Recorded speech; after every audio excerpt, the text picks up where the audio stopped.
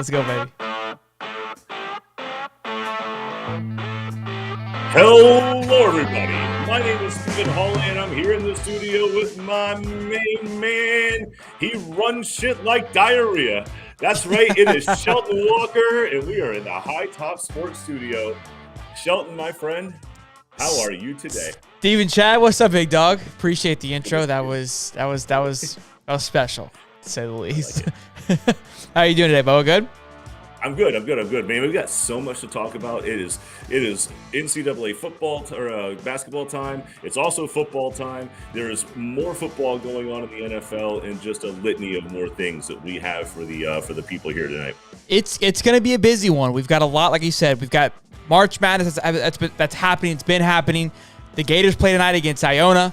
We've got football talk with Florida. Who's starting? Who's the quarterback? We had our first spring practice on Tuesday. And then we're going to move right into the NFL because the NFL is absolutely hot right now. We've got teams spending cash out of their ass right now. It looks like the MLB is on the same thing with what's happening here. So we'll see. We'll see what's going to happen. I'm excited for the show. It's going to be a great show. Let's go. We got Daniel Riviera back at it again. My goodness. We got Ivor Whitehead. Welcome to the cast, guys. He's saying Jack and Miller will start. Let's dive right into it then. Let's get into who will be the starter, who we looking at. So yesterday they had their first spring practice there at Florida. How the lineup went, how they were taking reps. It went AR-15, then Emory Jones, then Miller. That was 1, 2, 3. Now, was there a reason? I'm sure there had to be some sort of play there on who was going to be the guy, but that's how it started. They talked to Billy afterwards. Even Emory made a comment about Anthony Richardson, saying he looks way better this year than he did last year. Now, he could just be, doing his job as a teammate, but it takes. Well, Emory Jones said that. So we'll see. And then Emory Jones. So what happened is Emory Jones was going to be leaving. That was big talks. Everyone's talking about Emory Jones. That was going to be transferring out of the school. But again, now more is coming out from that conversation. Billy was a huge aspect as the coaches of convincing him to stay. I'm sure there was some reason to that. I'm sure the conversation went a little bit of, hey, look, I don't know who's going to be the guy. Obviously, I know what happened last year. I know how that played out. Obviously, that was a different system, a differently ran offense. Here's my game plan. Here's how I plan to approach it. I think you'd be a good fit. You still have to win the job, but here's what I'm going to lay out. So I think that kind of speaks volumes to, again, how Billy's running the program. But for Emory, who you and I talked about it forever, it seemed to be the writing was very clear on the wall, is still there. Now, how long does he stay? That's a huge question. Some people are saying he's not going to make it through spring ball. That part, I think, is still left up in the air. Yeah, look, I mean, everybody sees the athletic ability on the field with Anthony. I don't think that anybody can deny that AR-15 it looks like a beast among boys, just in the short spurts that we've seen. Now, look, Emory's had good games. He's played well. It looks like he can be more of a game manager in certain times. Sure. And look, we all don't know about Jack Miller, but I think the one thing that Napier has been able to do is to say, our system is new to everyone here. It's you. None of us know it. None of you have played it. None of you understand the intricacies of it. So that being said, regardless of how things went last year, I think we should all hit the reset button and understand that if we come in here with the right mindset, no one's out of this thing. Sure. Athletic prowess, be that. Arm strength, be that. Just being able to read a defense, be that. It's going to have to be somebody who understands the offense, understands what they're trying to do, can audible out of certain things that they see and get the players in the right position. It takes a lot. And look, I'm not saying that AR-15 isn't the guy for that, but Emory's played a lot more football at this point. Absolutely. So maybe Emory's just a little bit more savvy when it comes to some of the little things that we don't see sitting in our living room watching a game. We all see AR-15 launching passes and just taking off for 35-yard runs, but is he able to reposition an offense or to audible out of an offense if he needs to? And those are all things that you need somebody like an Emory who's played a lot of football to be there for. Sure. Even if he doesn't know the system, he understands how to play football and the has position. made. But yeah, he's made mistakes and he's been good at times, and you want that. You need somebody like that. Those are great points. Muddy's talking about and we talked about it too, that AR wasn't even supposed to really be involved with spring practice because he's just coming off that surgery 4 months ago, and now he's here. So it is interesting to see that he is already in it, and he's taking essentially first-line reps. Again, I know it's kind of spring ball, so it's kind of hard to say, like, hey, is it first reps? To me, that's kind of the image that you're portraying. Billy talked a little bit about AR, saying, hey, the ball's coming right out of his hands. Again, he doesn't have much on these guys. So it's going to be nah, you guys suck. Yeah, thank you, Nat. It's going to be interesting to see, again, how this all plays out. But I'm just excited to see these guys throw their pads on and throw their helmets on again. So it was great to see that to get going. Really quick here.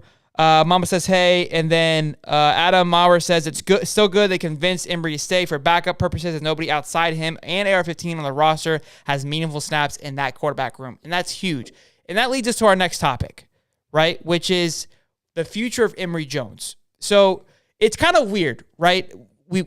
I had no problem bashing this guy or shitting on this guy when just a few months ago, right, because I was frustrated with him. And even these last few months, I was like, we're definitely moving on. There's no way. But obviously, Billy saw something and felt, and look, I'm fully on this Billy Napier train. So whatever he feels like, hey, we need to be moving towards, I'm going to support it because I've liked what I've seen thus far. So for him to really convince him, it shows that, look, he sees something that maybe, like you said, we're not being able to see, or he says, look, here's the offense I'm trying to run. You are that perfect piece. However, if it doesn't work out for Emory and he's not going to be the guy, does he stay to be the backup? Is he going to risk his last year playing as being the backup, or does he make a last, lateral? Is there still time? Can he still transfer? He still can, right? He can. And I think that may be the one thing that Emory can fall back on is he didn't make the decision to transfer, prior to the spring, but in the current state of football, he could have already courted a team, and they just didn't come to agreement right then. It's going to be a little bit of a transition to all of a sudden in the middle of the year, but he could feasibly get up and walk out game 2 if he felt like that. It was already a decision. Sure, it wouldn't be ideal because obviously transitioning, but my thing is I think he would have a pretty good idea in the spring and into summer ball where he's going to be sitting, right? Does Miller make a good push and say, look, I'm going to be the second guy, if not the first guy, and that kind of bumps Emory if he doesn't really sell himself of being the number one. They're like, look, you're kind of floating between 2 and 3, and if you're floating between 2 and 3, it's time. If I'm Emory, I'm out of there, kind of thing, right? And I think that's where it's gonna play too. Yeah, I mean, especially if he wants to play football, he's going to have to get somewhere. He's going to have to do it quickly, and he's going to need to be in spring practice, or at least that summer practice going into fall, in order to establish himself. But look, the kid's not awful. I think he's got some ability. He's got the ability to play well at maybe another school. I think what they've done at Florida, especially with AR-15 and the talent he has, and then bringing in Miller, it's going to pinch him out. I think we'll see what Emory does, man. He's been a little sly as a quarterback for a while. It's going to be tough to outplay those guys, but he's figured out a way to do it with other quarterbacks in the past. So Ivor Whitehead said he has 2 years of eligibility left due to COVID. Now, Muddy made a good point here, and this is kind of where we were kind of edging on too. There's 2 things I want to bring up that Muddy said. One is Emory is Napier's security blanket, which is exactly what we're saying, is that he's going to be the guy that, look, I'm trying to make an impact fast, and you can be that guy, right? Because AR has injury problems, which we've talked about in the past, and Miller may not be just quite ready yet to, hey, you can be my security blanket. But the point is, while we're asking, does Emory ride that line? Does he take that risk of being that security blanket? And now, knowing he has 2 years left, maybe he does. Maybe he takes that seat of, look, I'll be your guy through this year, and either I'm going to be your guy to the end of my career, or I'm going to ride out here, learn a lot from you, and I'm going to go take it somewhere else, and I'll go dominate, because he's not going to play in a big school if he were to leave. And the other thing I want to mention on which we're going to get into, we have some of the clips from Tuesday, and I was seeing the same thing when I watched this, but I have a bias because Jack Miller is my Dark Knight, and I didn't want to say anything, but this is Muddy saying this. He goes, just from watching the short clips, he says Miller looks really sharp as a passer, and that's exactly what I thought. There's a quick little bubble screen where he tosses it out, and I was like, look, it looked clean. Again, it's one pass, but those things, it's small stuff, right? And all we have to look at, it's going to be very fine night that we're going to be judging on. So we're college football fans. This is what we hang our hats on. It's spring practice. We're 3 days in. Like we're just locked in. So it is what it is. it's exciting. That's Daniel that's Riviera, we got to give Daniel his airtime. He's talking some shit. He's convinced that the Florida will be the next Tennessee. I am convinced otherwise, that nobody will ever be that armpit of a school. Okay, Daniel? All right. So I appreciate your insight, but there's no shot. Nobody can out Tennessee what Tennessee has done to Tennessee. Yeah, that's going to be hard to do. Absolutely. Let's see if there's anything else that we missed. Ivor Wyatt said, I think having Utah, Kentucky, and Tennessee in the first 4 games is a factor. I agree. We have mentioned that too. I think those first 4 big games, we really don't have a warm-up session like we typically do. And I think that's where the Emory comes in, yeah. The fate of Emory still lives. And as a Gator fan, I'm sure nobody wants it. I really don't want it. But now at the same time, look, if he can control it, like you said, Emory has the presence, he has the snaps, he's got the resume to fill in that role very quickly and be effective. And that's where I think he's going to have a good selling point here. Right now, again, he's taking second reps based on Tuesday's practice. How much does that mean to anything? I don't know. But again, he did say AR looks good. So we'll see. Let me. You got some footage for us? Yeah, I do. Let me pull this footage up. Let's take a pick at this laser that you're talking about. I can't wait to see this. It's not a laser. Okay, it's not a laser. It just looks sharp. It looked precise. All right. So let's not get carried away. All right. So this is just a little running through scrimmages. Nothing crazy there, but it's fun to see. We haven't seen any football. It's fun to see him bumping uglies.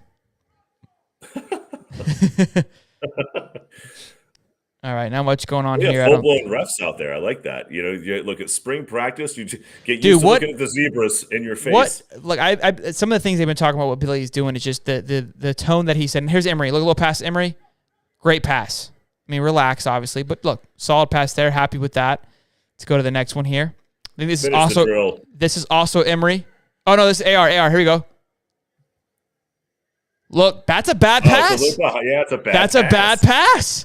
Look, I know it's one pass, but that's a bad pass. This gets overlooked. I think it's the same thing. Yeah, this is what that right there gives you the chance for a linebacker to cover. Yeah, or a pick. Maybe not a pick, but possibly a fumble. Just if it's not, because look at him, he's got to readjust. Yeah, not a huge fan. All right, let's move on. I think Emory is next. Here we go. This pass isn't the best pass either. Little sails on him a little bit. Not horrible. Not horrible, but he didn't. I mean, look, a little behind him, not too bad.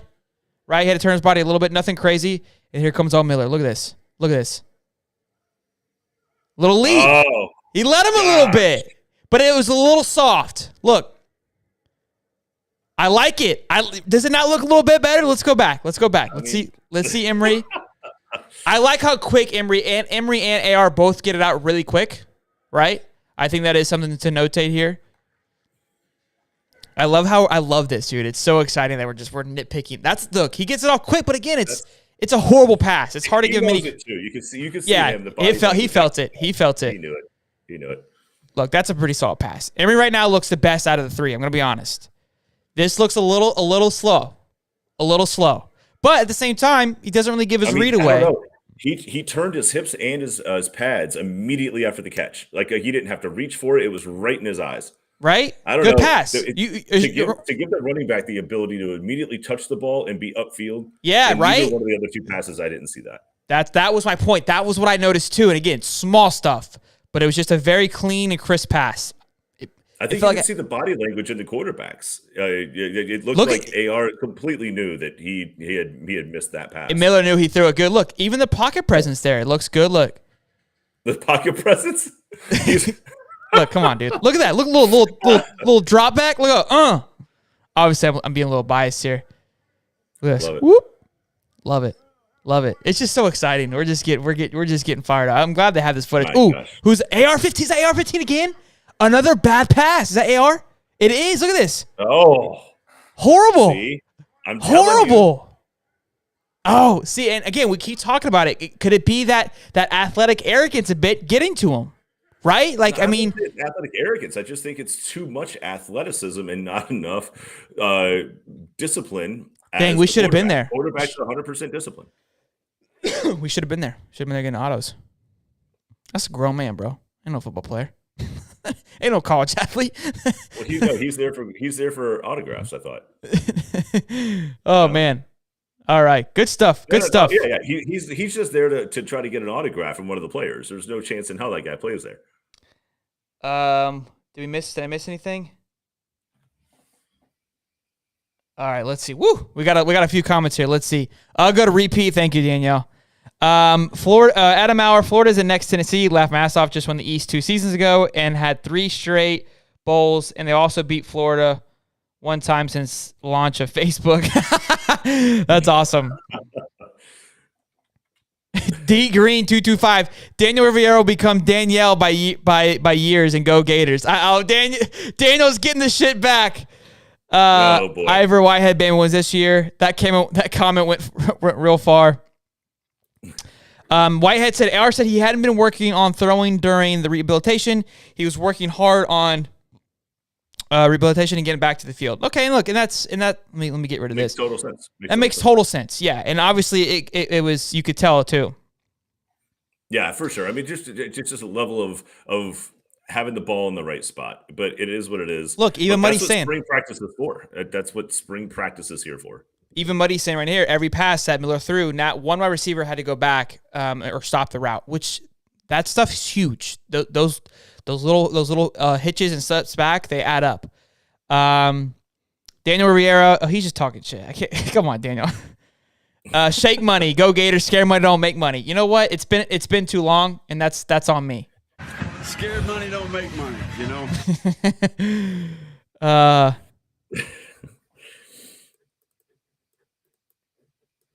Let's see. Yeah, Muddy. I see Muddy. Every pass Miller threw, not one. Yeah, that's spot on.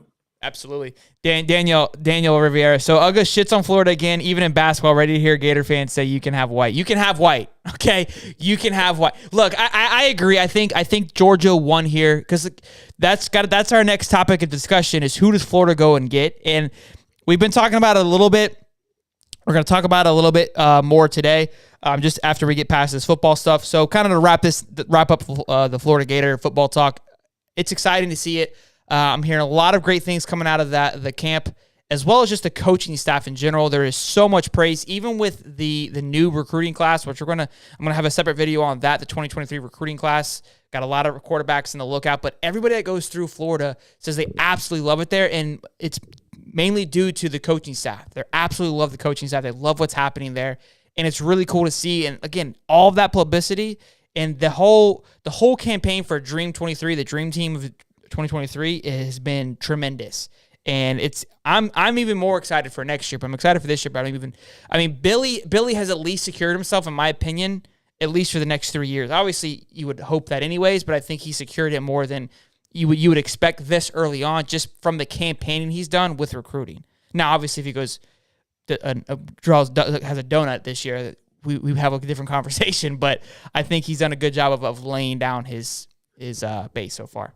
Yeah, I think he's had enough talent there to where that I don't believe that's going to be the case. Look, there is a little bit of a tough schedule ahead of him, but I think as many games as going in, you think you may lose.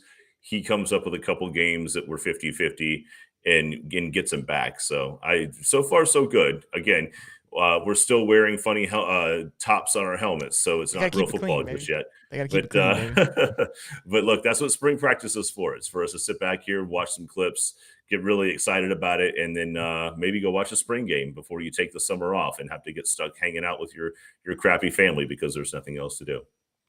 Look, baseball's back, baby. That's true. That's true. So who's the next coach? I honestly have no clue.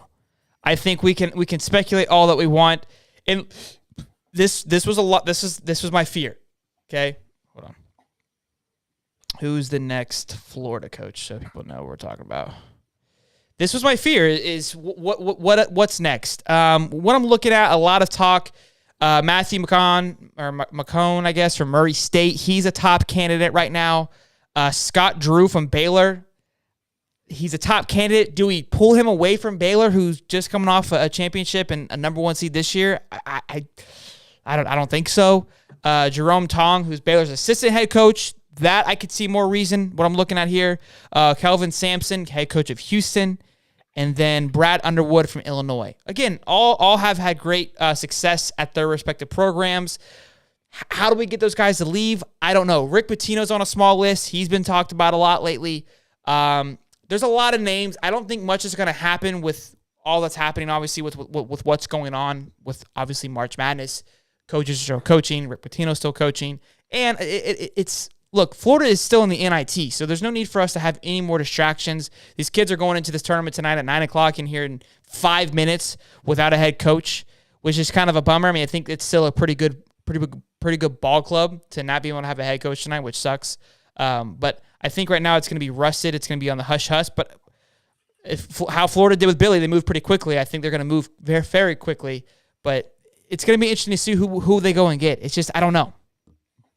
Well, look, I mean, the one thing I'll say is to have that quick of a separation from the selection of the tournament to a coach and a university that went opposite ways very quickly.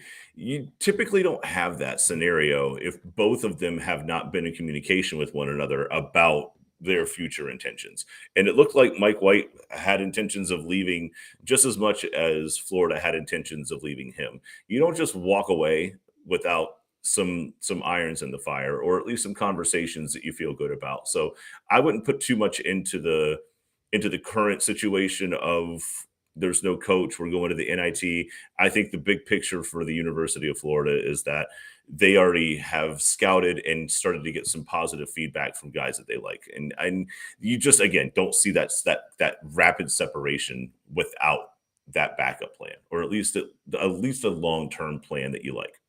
Sure. And that's a solid point. I mean, we did the same thing with Billy, and kind of Billy to me was a little bit of we weren't expecting that. So that's a solid point. And to Sean Chardy, he said, basketball sucks. I thought this was a football channel. Look, we're an everything channel, man. We're a sports channel. We talk about a lot of Gator stuff, all kinds of football. So right now it's March Madness, Bubba. We also, too, hey, everybody who's watching, we are huge fans of March Madness. We have a link in the description for anybody that wants to join. Hey, Daniel, you've been talking a lot of shit. I better see your ass put a bracket in there. The winner will receive $50 from Steve and I, okay, from the High Top Sports Organization. We're going to be giving it out to the winner. And whoever wins will be invited onto the show.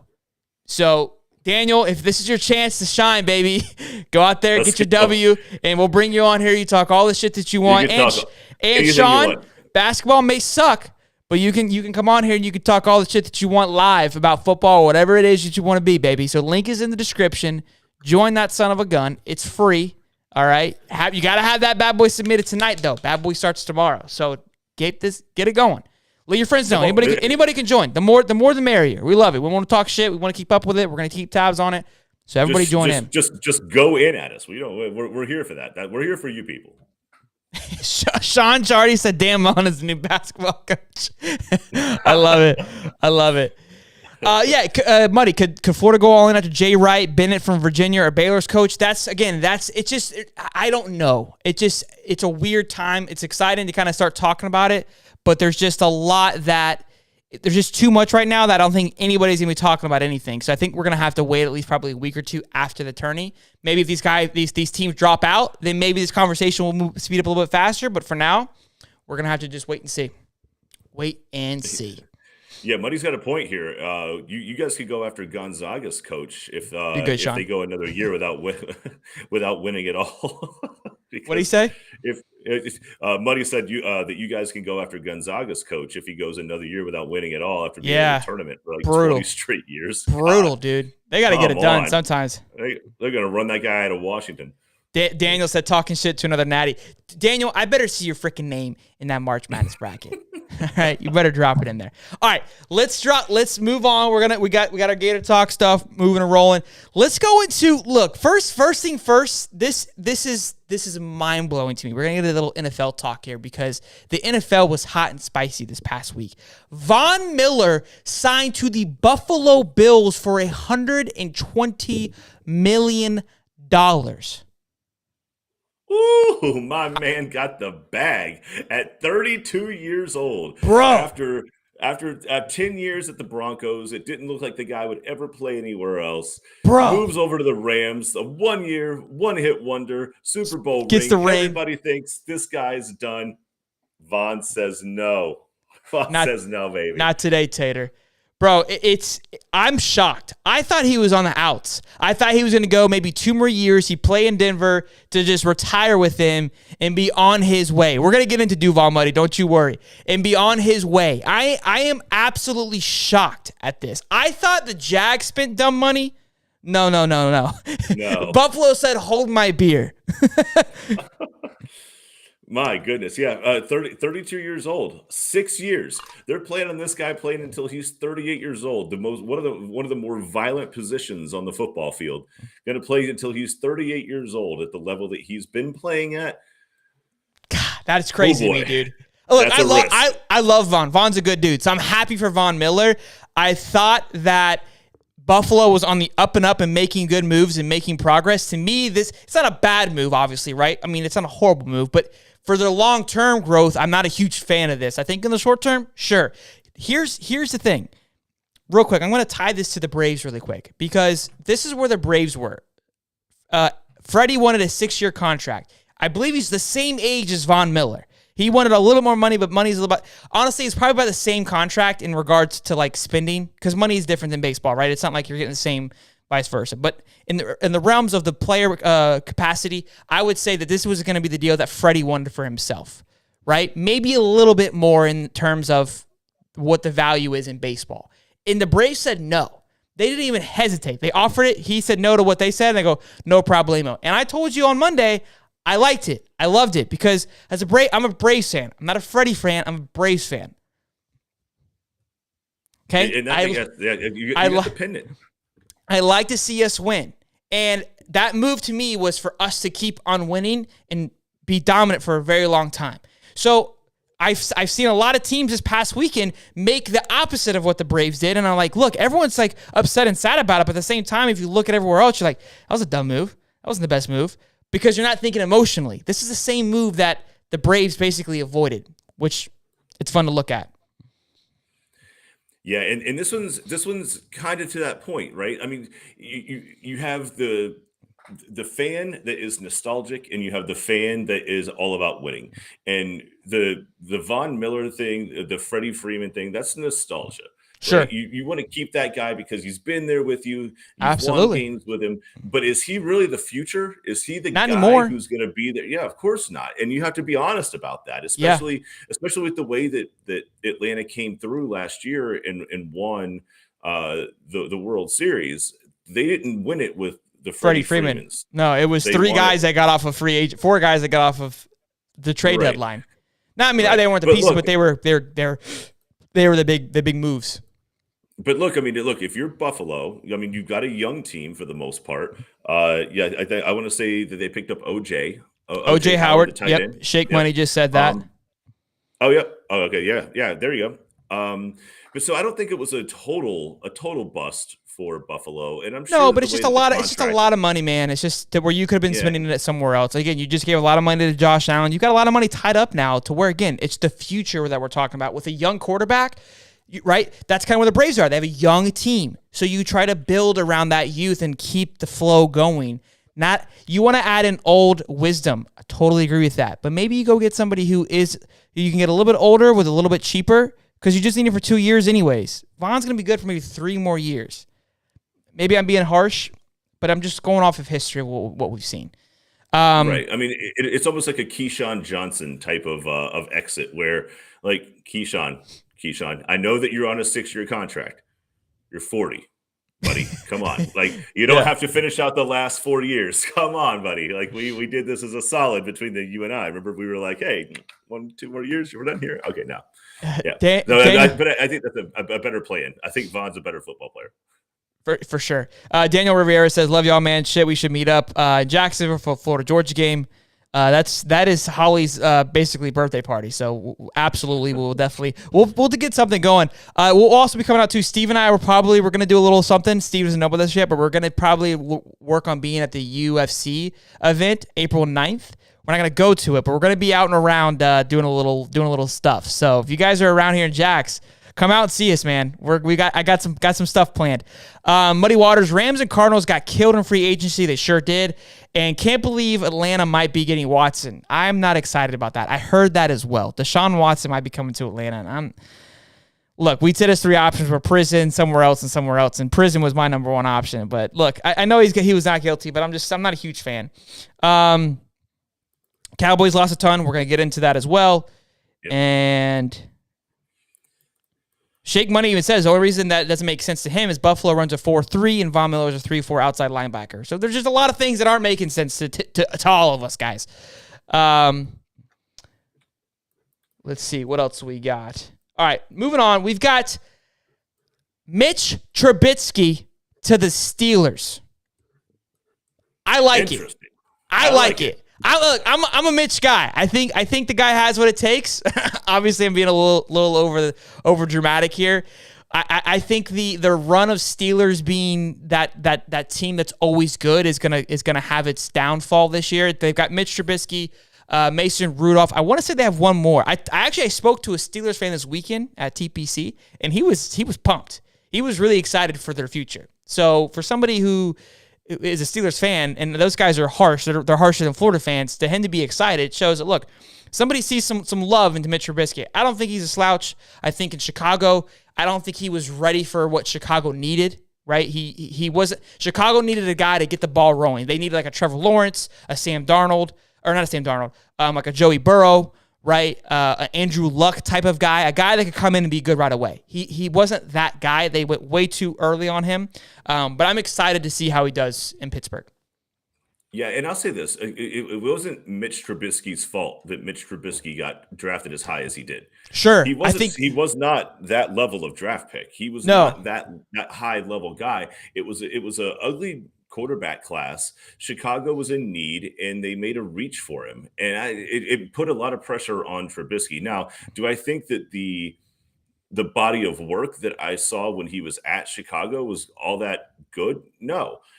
But the problem is it didn't back up his draft pick. It still didn't look good, though. And sure. That's the other thing is I don't know if the Steelers have seen enough of Mason Rudolph to where they just don't think he's the right guy. Or they just need to beef up the quarterback room. I think he's better than Mason Rudolph. I really do. I think he has the potential to be better because I feel like Mason has had the opportunity. He's been in that system, and he really didn't. I don't feel like he flourished like he could have with a well-oiled machine. To me, right now, Steelers are a somewhat old machine with Tomlin there. He's been doing it for a very long time. Najee Harris is going to be coming in on his second year, who had a great first year. They've got a great young wide receiver core around them, so they have the pieces. Chicago was in a weird place when Mitch went there. All they had was Allen Robinson. I can't think of the running back right now. I feel like I do this every single time we do this cast. I could draw complete blanks. But to me, I feel like he's moving into a good place. The Steelers are actually in a really good spot. I'm surprised they didn't go after somebody a little bit bigger, like a Russell we talked about, or Deshaun Watson. It's honestly surprising to me that they didn't do that. Because to me, this feels like it's a little bit of a rebuild energy. Not a lot, but like they're accepting the mid performance with this, to me. Right. You're going after a mid-level quarterback who didn't give you the best body of work to say that this guy may be what we need to transition from Big Ben to the next quarterback that's going to keep the franchise at a high level. I don't know. It doesn't excite me. Nothing I saw about Trubisky in Chicago really excited me. So I don't know. Look, they have I think better talent at the offensive side of things. What do you give or the sign? Sorry, what do you grade it? B minus at best. B minus. Oh, that's the best. I was thinking like a C. You were gonna give it. So Money made a good point too. They could have gone through like a Matt Ryan or a Jimmy G, and I think that would have been solid. Right? That'd have been great. That would have been huge for those guys. I think Matt Ryan would have done really well. Najee Harris will carry the Steelers literally. But yeah, I think that's a quarterback like that was honestly what we even talked about. That was our thought, but I don't hate this either. So that's Jimmy G in Pittsburgh, considering what his experience in San would be Francisco incredible. incredible. It just seems like he's built for that. I'm Yes, surprised that wasn't a bigger push. That is surprising to me. Johnny, AR will easily be the starting. Will easily win the starting job if he stays healthy. Hey, Johnny, you're a little late, man. We definitely went over that. Couldn't agree more. If he stays healthy, that was the big topic of conversation: is the health. And again, is he has a huge turnaround. Someone mentioned earlier that he hasn't been practicing on throwing. He's been practicing on rehabbing. So there's going to be some growth there that he's going to struggle through over these next few months, getting ready for the regular season, which we've talked about. That regular season start, the first 4 games are absolutely brutal. So a lot there. So thanks, Johnny. Sorry, we already talked about that, man, but I didn't want to ignore your comment. Next thing is we got Bridgewater to the fence. This guy is Hawk Minifield. Yes, Emory is still on the team. He was getting second reps today. Bridgewater to the fence. This to me, it's a weird one to me. I don't get it. I thought they were all in on Tua. I'm not sold on Tua, but I thought the Fins were all in on Tua. And where they're at, which is what we talked about, is they're in a weird mid-growing stage, right? So to go get Bridgewater now, I don't know. It's a weird one to me. I'm not a huge fan of this one. I think Bridgewater could have landed elsewhere. Bridgewater would have been a great fit in Philly or in Pittsburgh, to be honest with you.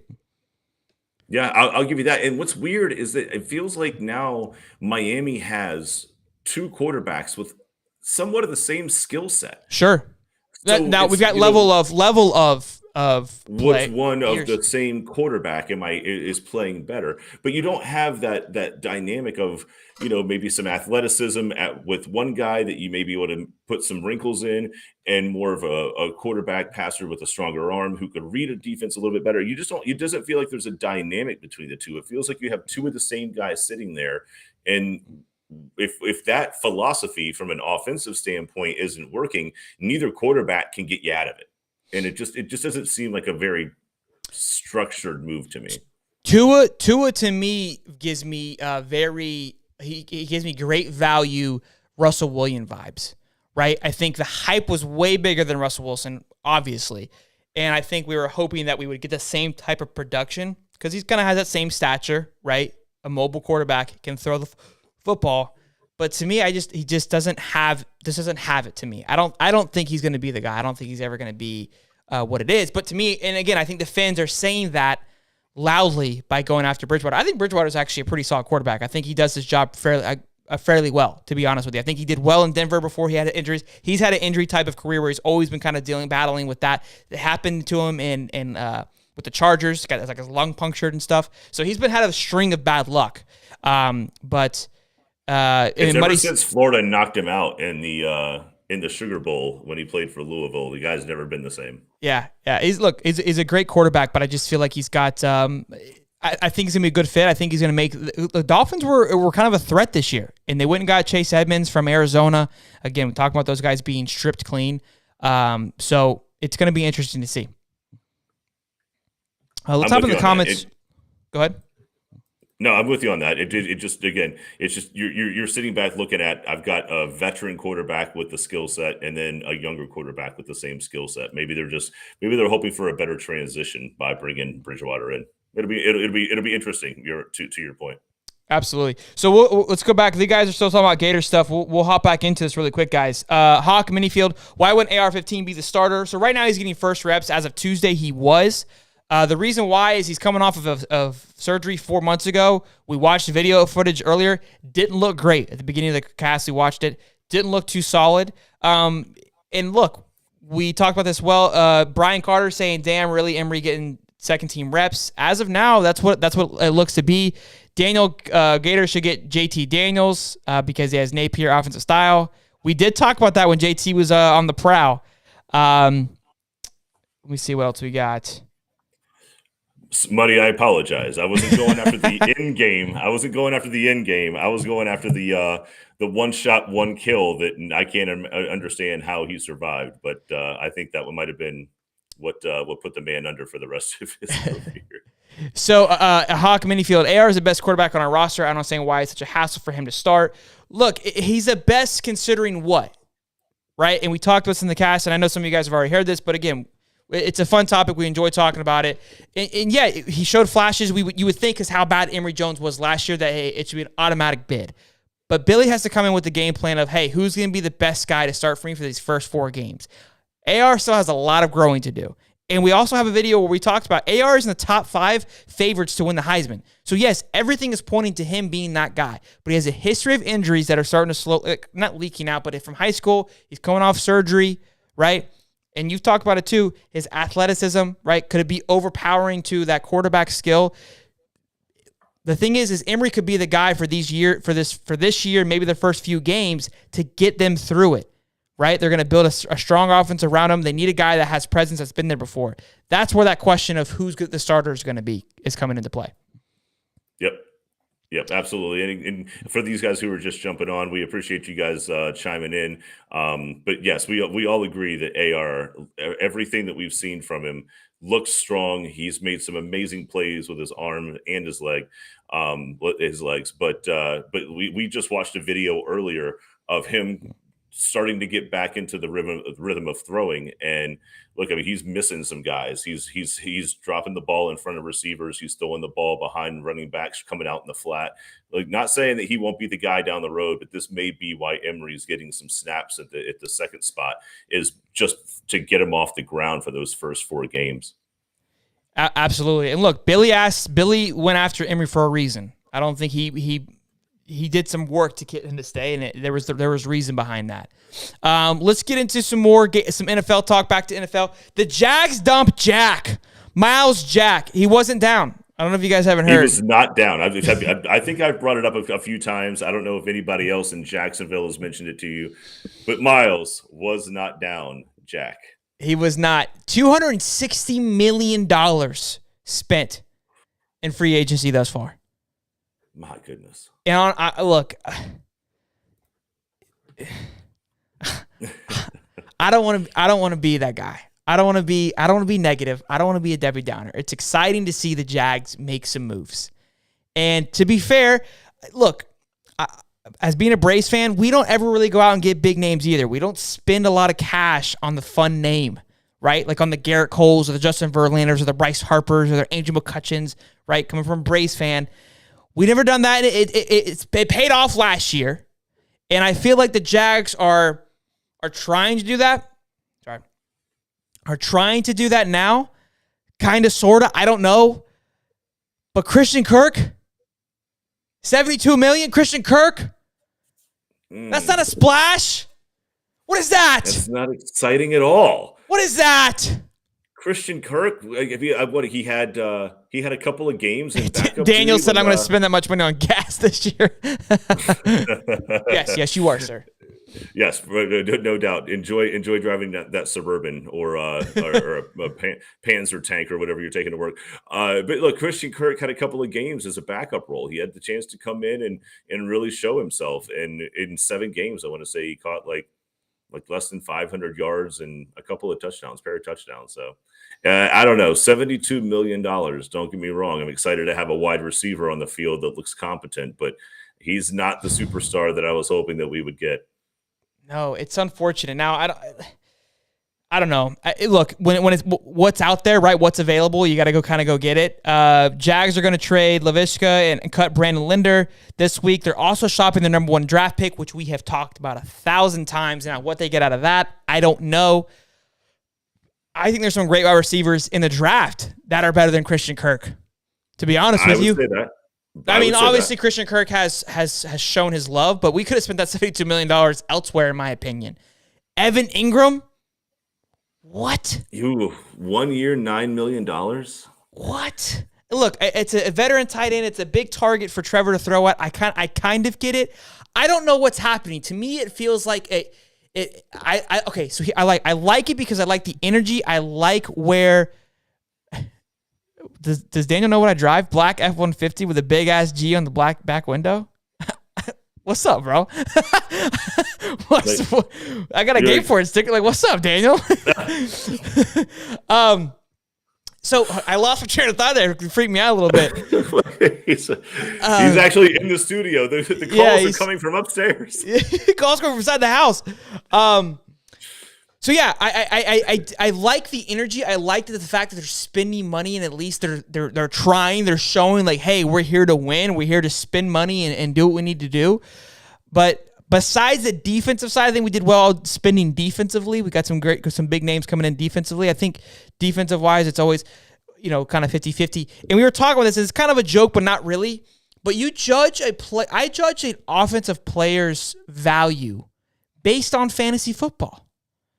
Now, hear me out. Like, this isn't like just some like crazy like bullshit or nonsense. Like, this is like legit. Like, honestly, if you think about it, the top guys in fantasy football, right, who do really well in fantasy football are your most valuable wide receivers. You probably gave me like one or two guys that do well that aren't great fantasy-wise, but not really, right? You have your tiers. So your tier 1 guys are like your Justin Jeffersons, your Devontae Adams, right? Who else? I'm dropping names here. I can't even. I had it at the beginning of the cast. You're on the right path here. Mike Evans. Mike Evans is up there, right? Those guys that are big yardage guys, touchdown guys. Those are your tier 1 guys. They're good. They're worth the money, right? Your tier 2 guys, your PPR guys who may not get a lot of yard. Cooper Kupp's in that tier 1, who may not get a ton of yardage, but they get a ton of catches, right? And maybe a touchdown here and there. You got your Keenan Allen, your Edmonds, right? Your Welkers. Obviously, that's throwing back a little bit, but sure. But there's the guys who were they would eat you alive. They would get 13 catches for 91 yards and a touchdown, and you're just like, how do I beat this in a PPR league? We played in a 12-man league this year. I know somebody had Christian Kirk, maybe, but I don't remember them starting Christian Kirk in a 12-man league. The reason why that's important is that league is thin, and it was a PPR league. And I still don't know who had him. That tells you that. You know what I'm saying? That well. You know what I'm saying? That's where I'm frustrated. And then we got Zay Jones from the Raiders. I know for a guaranteed fact that guy wasn't on anybody's fantasy football roster. Okay. And again, now up plays to it too, who's throwing to them. But you got Kyler Murray, who's considered a top-tier quarterback, not in my opinion, but he is. Who's out there? Derek Carr, mid-level quarterback, throws a little bit. His wide receivers do okay. Hunter Renfrow had a good year, right? He was on the fantasy roster. I had him, right? So I don't know. I'm not excited. It's exciting to see the energies in the right way. I just don't feel like it's being spent in the right way. It looks like somebody gave the kid the credit card and said, "Go have fun." Yeah, well, they did. His name is Balky, and this is what we got: is 5-6 players. $260 million. Now, look, there's some guys that we need to get rid of. We talked about it here. It looks like we're going to get rid of Linder.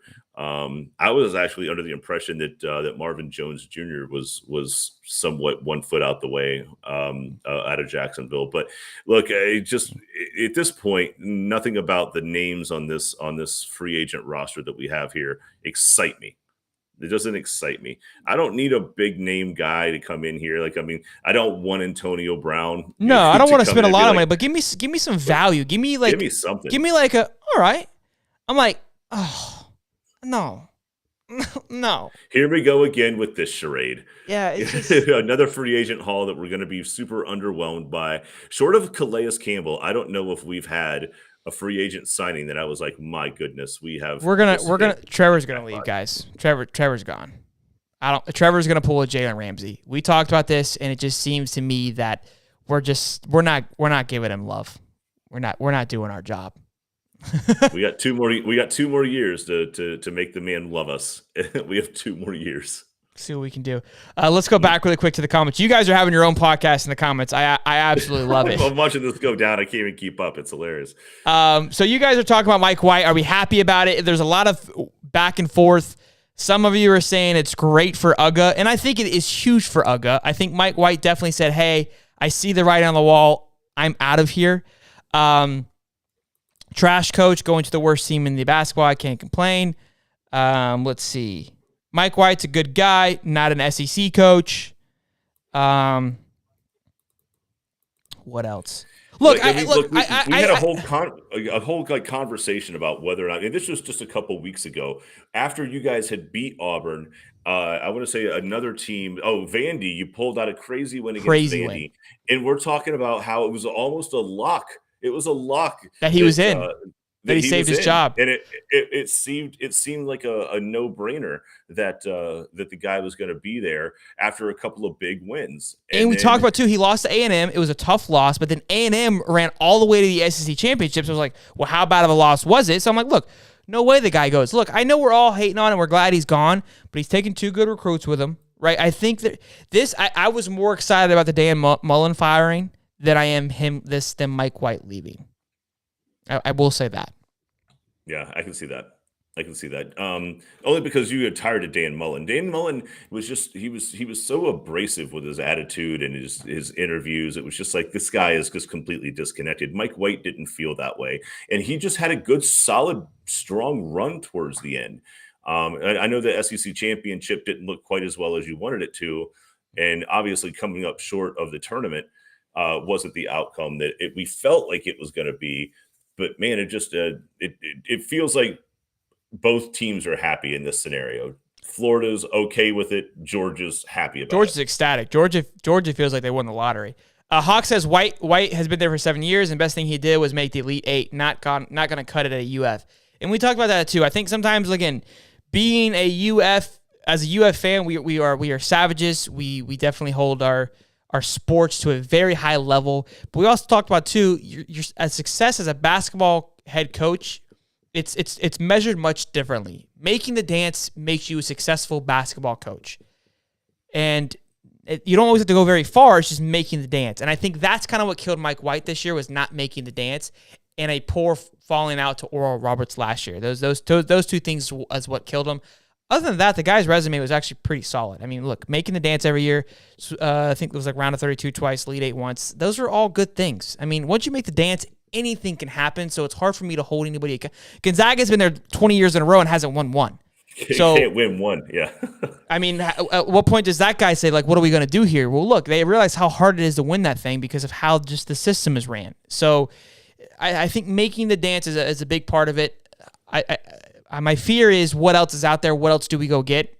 Look, I think the AD did a great job hiring Napier, and maybe he's got one more thing under his sleeve where we can go pull somebody out that can come in and make a huge impact quickly. So we'll see. Sure, yeah, and like we talked about hiring a basketball coach in the NCAA is a lot more difficult, at least unless you're a huge basketball fan, than a football coach, because we see football so much, and there's not a lot of these small offshoot football teams that you hear talked about for big name schools. Where in basketball, like, you hear about these, the offensive guy at this small school in Louisiana Tech, like Mike White, where he came from. So you hear about these different names, and as a fan of the team, you're just kind of like, oh, okay, that sounds good. Yeah. It doesn't have that flair of, like, this up and coming coach out of, a middle of the pack, maybe, Big Ten team or another team that you've watched and seen some offensive flair, and you just kind of get a chance to know a little bit more about them. You start talking about some of these small schools that never get any publicity at all, and then they're the ones who are being considered for your coaching opportunity, and you just don't get that same excitement out of it. Sure, I totally agree. The other thing I wanted to talk about too, I lost train of thought. I was trying to read the coaches and listen to you a little bit. Brian said Georgia won the lottery in the basketball. That's funny. I think they did. I mean, you guys got a great coach out of that. So we'll see where that goes. Moving on, we've got a few more football topics. Cooper Cup, Amari Cooper to the Browns. The Browns to me are like they're like the Jaguars. They just keep making bad decision after bad decision. They're just getting Amari Cooper to me has always been mediocre. I've never been a big fan of Amari Cooper. He's one of those guys I stay away from in the fantasy football draft. There's a reason why I stay away from him. I drafted Michael Gallup this year. Guess who got paid this year? Gallup got paid this year. My method is not. Got let go? My method's not crazy. I'm telling you, I'm pretty dialed in here with my method. Amari Cooper has always been mid. All right, since he's been there, and now he's going to a mid organization with a mid quarterback. The Browns can't get it right either. Like, there's a reason why he got released, guys. There's a reason why Arizona didn't want Christian Kirk for $72 million. Like, they're not just letting these guys go because they're bored. They know something. You know what I mean? Like, I don't know. It's insane. So it looked like there for a minute that the Browns had a core around them. Like they have Chubb, they have Beckham. Yeah, they've got a good. No, they don't have Beckham. Yeah, they don't have Mayfield. Beckham. Well, they don't anymore. But that's kind of the point. Is it just kind of felt like they had this core group around them, and that they were going to build on that. And then the next thing you know, the Browns release Jarvis Landry just recently. They trade Odell Beckham. It leaves you with Baker Mayfield, who hasn't wowed anybody with his numbers, like you said, to a fantasy football standard. He's not gonna get anybody to want to start him, Sure. But it's just it felt like they just had a good core group of young guys that they were like, okay, we finally got the offensive side figured out, along with some really good young talent on the defense. Yeah. And it's just all of a sudden they just almost hit like the reset button on the old school like Nintendo 64. Like, nope, fell into the lava in Mario. Try again. Screw this, I'm starting over. Like, nope. It fell into the lava. What'd you get wrong here that you didn't like? What did you need to hit the button? I don't know. I don't know. They're just a poorly managed organization. I used to not believe that, but as I've gotten older and I've seen it happen more and more and time again, it's like, yeah, no, it's just a poorly ran organization. Cooper quits and gets lazy. Totally agree. Hawk, yes, I do know that Florida's playing the NIT right now against Iona, and they are losing right now 16-21. I can guarantee you this. If Florida loses this game, Mike White is out of a job. He's out. The guy is done. You heard it here first. Right here at High Top Sports. If they don't win this game, guys got no shot at Florida. He's out of there. Daniel Riviera. Baker has some awesome commercials. I love Baker. I'm a huge Baker Mayfield guy. They are great. They're great. I'll give him that. He's just a mid quarterback, unfortunately. And our last one, Julio Jones gets cut. The guy's old. We saw the writing on the wall. It is what it is. Cooper's third team in 7 years. I thought he got drafted by the Cowboys. No, he got drafted by the Raiders. Oh, he did, didn't he? Yeah. The Raiders got him. God, he's been there. He's been, and he was mid in Oakland too. And then where did he go after? Oh, this is 13. This will be his 13. Okay. Yeah, this will be a third team. But I think he was there, and then they got Carr, and Carr was coming up like rookie and like through his first couple years, and they parted ways with Cooper. Cooper's always been trash. Brian Carr says, I love my Cowboys, but Zeke should be gone before anyone else in the Cowboys. Pollard is just as good in his passing league now. Yes, our O-line is not as good as good either anymore. Look, that's not a bad take. It's not a popular opinion, but it's not a bad take. And look, going back to fantasy, I had Zeke this year, and I was punching air for most of the year because Pollard. Hold on, just for the record, you didn't have Zeke. I drafted Zeke, and you gave me the farm for Zeke. Thank you. Steve, do I need to remind you? Oh, my. It was rigged, and you know it. Do I need to remind you, Steve? Fantasy football champion. It was the trade of a lifetime. Okay, guys? Don't let this guy fool you. I pulled off a freaking blockbuster trade. Anyways.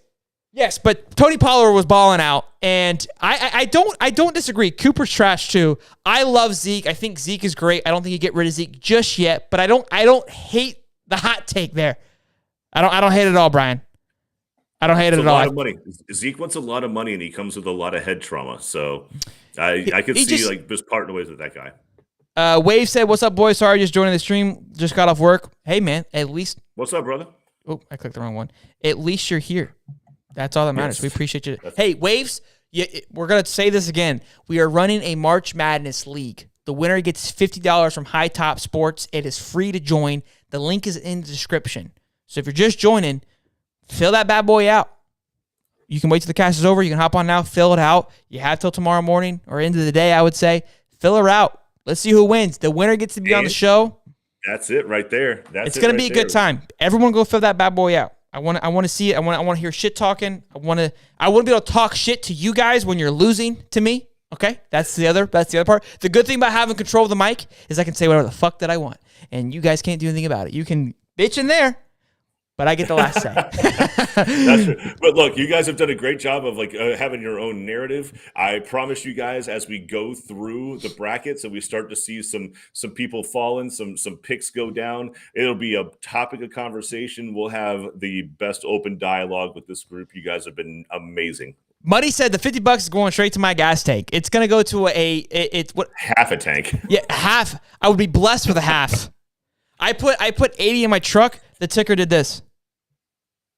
It went backwards by two. Yeah, it went backwards by two. I put 80 went.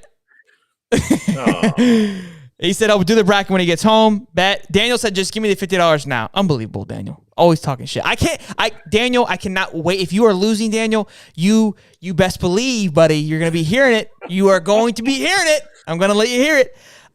Listen, ladies and gentlemen, that's all we have for you guys today. This was a phenomenal show, as always. You guys are an absolute blast.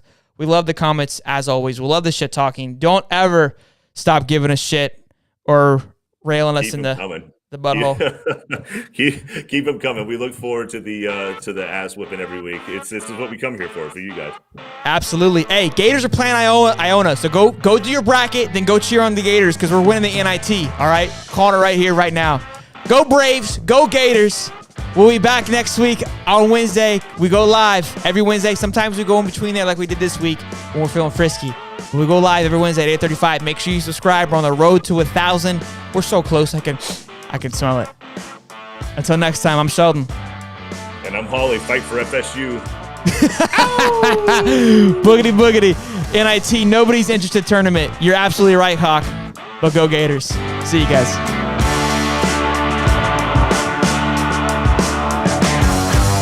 Like and subscribe.